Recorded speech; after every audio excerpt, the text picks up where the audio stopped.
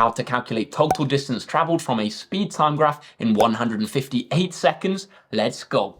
Questions like this, guys, are pretty tricky and they do come up a lot. Let's have a look at this one. The question says that the speed time graph below shows Tom's speed on his weekend hike. Our guy Tom, he does like to hike, doesn't he? It then says calculate his total distance traveled. Guys, how do we find total distance traveled from a speed time graph? We're going to find the total area under the curve. Step number one then, guys, that's going to be to split our area up into a few shapes, which we can nicely work out the area of. We can divide our shape here, here, and here. Why did I choose to divide them here, guys? Because it gives us a nice triangle down here in the bottom left.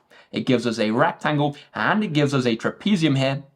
We know how to work out the area of all of those shapes, so we can do that and add them together. What are we going to have? We're going to have that the area of this triangle is going to be a half times by the base times by the height. We have a base of 3 and a height of 3, so we're going to have a half times 3 times 3. That, guys, is going to be 4.5. See if you can get that. What about the rectangle here then, guys?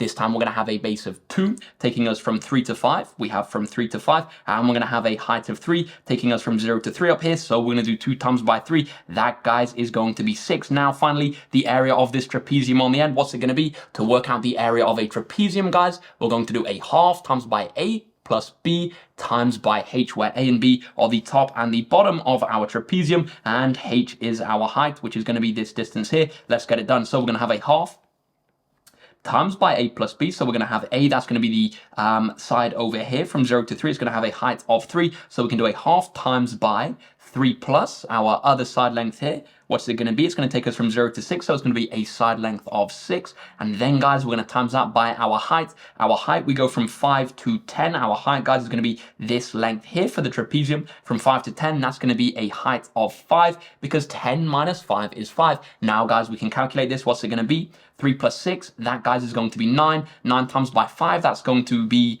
45, and then we can halve that. We're going to get 22.5 as our answer for the area of that trapezium, guys.